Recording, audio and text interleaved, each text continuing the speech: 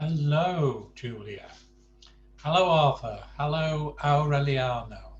Hello, Saoirse. Hello, Florencia. Hello, Alice. Alice might watch this one day, you never know. Grandad's going to read a bedtime story for you. It's another Mr. Man. I hope you've not had it this time. Um, a bit of a mix-up last night. Daddy told me that he hadn't read Mr. Tall, but turns out he had read Mr. Tall. But it's still a good story, isn't it? It's always nice to have one again. It is. Wei got a nice cup of tea. So, what do you think the story is today? Let me guess. It's Mr. Wobbles. Mr. Jelly. He's all wobbly, isn't he? I don't know why he's wobbly. We'll find out, no doubt. No doubt we'll find out. Let's see. Let me bring up the book.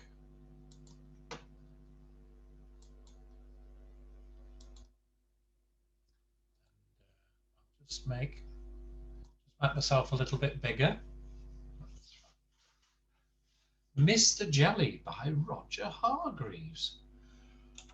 Poor Mr. Jelly was frightened of everything and anything. At the slightest little thing, he would quiver and tremble and shake and turn to jelly. It's not really surprising to find that Mr. Jelly lives as far away from anybody as he can find, in the middle of a wood, miles and miles from anywhere. Gosh, people are supposed to shake when they're frightened. I think they do. It's a sort of shock reaction. Poor old Mr. Jelly. It's not very nice, is it? The story begins one morning when Mr. Jelly was asleep. It was a beautiful autumn morning. The sun was shining, the leaves on the trees had turned to a glorious red, and the wind stirred gently in the treetops. A single leaf fell gently from the tree right outside Mr. Jelly's house and quietly brushed against his bedroom window as it fell. Mr. Jelly woke with a start. "Oh! What's that terrible noise?" he cried. "Oh, heavens! The house is falling down! Oh, disaster! It's an earthquake! Oh, calamity! It's the end of the world!" And he hid under the bedclothes, trembling with fright. Look, there he is. I'll tell you what, the problem with having my picture this big is can't see it all. Let's move it, make it a bit smaller. That's better. After an hour, it's a long time, isn't it? By which time he'd realised that his house wasn't falling down, there wasn't an earthquake, and the world wasn't coming to an end, Mr. Jelly peeped out from under his bedclothes. "Phew," he said. "Thank goodness for that." Then he got up and went downstairs to make his breakfast. Oh no, what's happened now? Mr. Jelly poured some cornflakes out of a packet into a bowl. Then he poured some milk onto the cornflakes. Then he went to the cupboard to get some sugar. Crackle, crackle went the cornflakes in the milk. "Oh, goodness gracious!" cried Mr. Jelly, diving under the kitchen table. "Oh dear, I hear guns! Oh, calamity! It's war!" But of course it wasn't. And of course, Mr. Jelly eventually came out from under the table and ate up all his cornflakes. Gosh, Mr. Jelly would be annoying, wouldn't he? Just imagine him in the house. Just imagine what he'd do if Holly barked. He'd die of fright. After breakfast, Mr. Jelly thought that he'd go for a walk. He was walking through the woods that surround his house when a little worm poked his head out of the ground. Oh, looks a bit like Lowly Worm, doesn't it? Without a hat. Morning, said the worm cheerfully to Mr. Jelly. Mr. Jelly nearly jumped out of his skin. What? He shouted. Who's there? And then he saw the worm. Good heavens, it's a snake. Oh dear, a man-eating snake. Oh, calamity. I'm going to be eaten alive.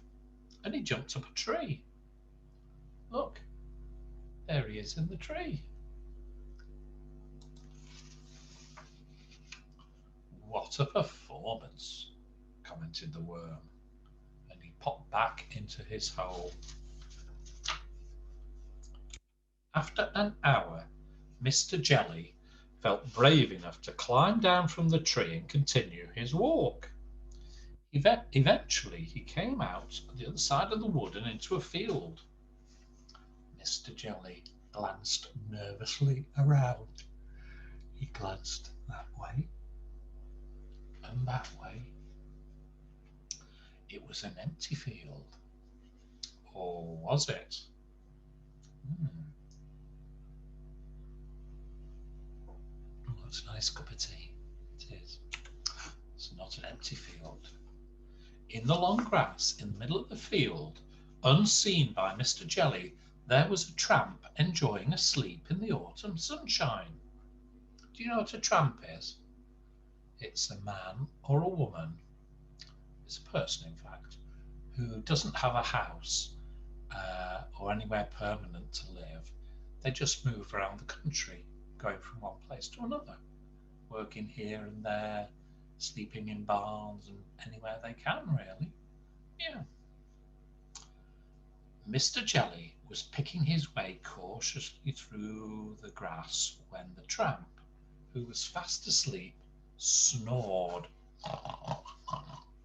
What was that? Shrieked Mr. Jelly. It's a lion! I heard it growl! Oh, goodness gracious! Oh, dear me! A lion! A huge lion! A huge lion with enormous teeth! A huge lion with sharp teeth that's going to bite me in two!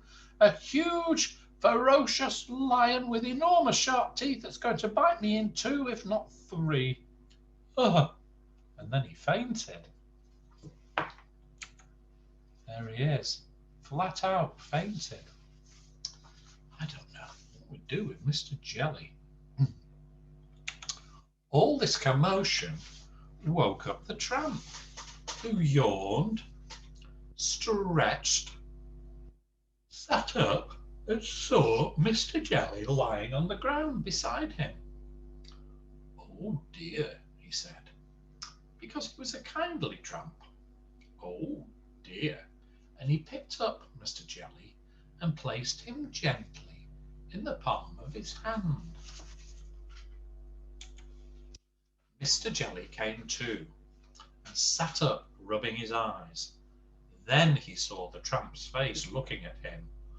Oh, disaster! He screamed. Oh, calamity! It's a giant, an ogre! Oh, gracious!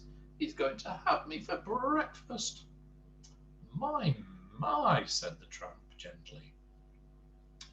You're a nervous little chap, aren't you? What's your name?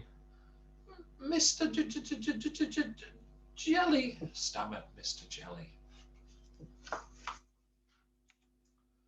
I used to be nervous like you, said the tramp, but I learned how not to be. Would you like me to tell you the secret? What the secret is. Mr. Jelly quivered and shook. He said, yes, please. It's very simple, continued the tramp. All you have to do is count up to 10, and you'll find that whatever's frightening you isn't quite so frightening after all. Then he set Mr. Jelly down upon the grass. Remember, he said to Mr. Jelly, count to 10. And off he went. Mr. Jelly thought that it would be a very good idea if he went home immediately. Back across the field he went. Back through the woods he went. and he was walking through the woods when he stepped on a little twig. Snap went the twig. Mr. Jelly jumped twice his own height in terror. "What was that?" he shrieked. "That terrible snapping noise! It's a tree falling down that's going to crush me to pieces. Oh, calamity! It's a crocodile hiding in the bushes, snapping its teeth. Oh, disaster! It's—" And then he stopped. He took a deep breath. 1, 2, 3, 4, 5, 6, 7, 8, 9, 10, he said.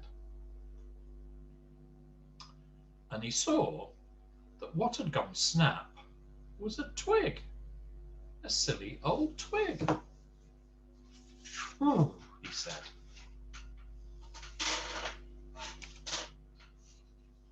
Mr. Jelly had almost reached his house when a leaf drifted down gently from a tree on top of him. Oh, gosh. "Help! Police murder!" he shouted. "I'm being kidnapped! Oh, calamity! It's ruffians with guns! They're going to—" And then he stopped. And he took a deep breath. 1, 2, 3, 4, 5, 6, 7, 8, 9, 10, he counted.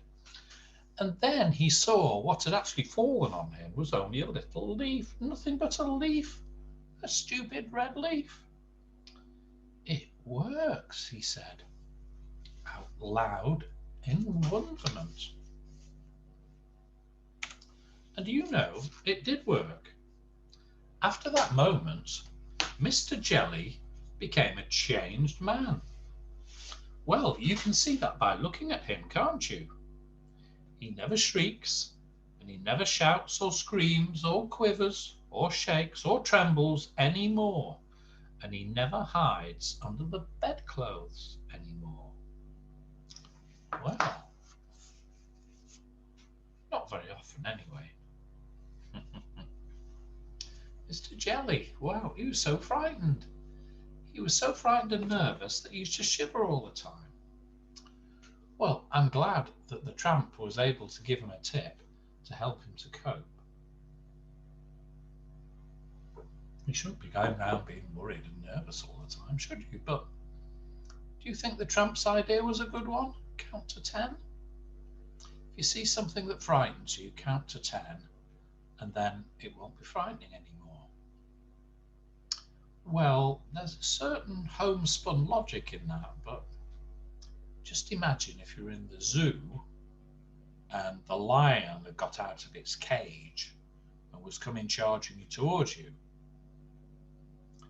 Probably counting to 10 wouldn't be the best thing to do, would it? You'd only get up to 6 and the lion would have you in its mouth, be taking you away to its lair to gobble you up.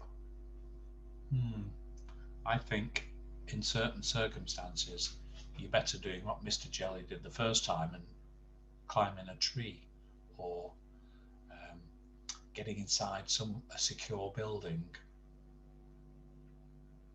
Yeah, counting to 10 when there's a real lion chasing you is a very bad idea. It doesn't make it less scary, it makes it more scary. I don't know. Anyway, it's a theory. And here's our books. Now I've changed the smiley faces to red crosses, so I've put a cross on all the Mr. Men books that we've done.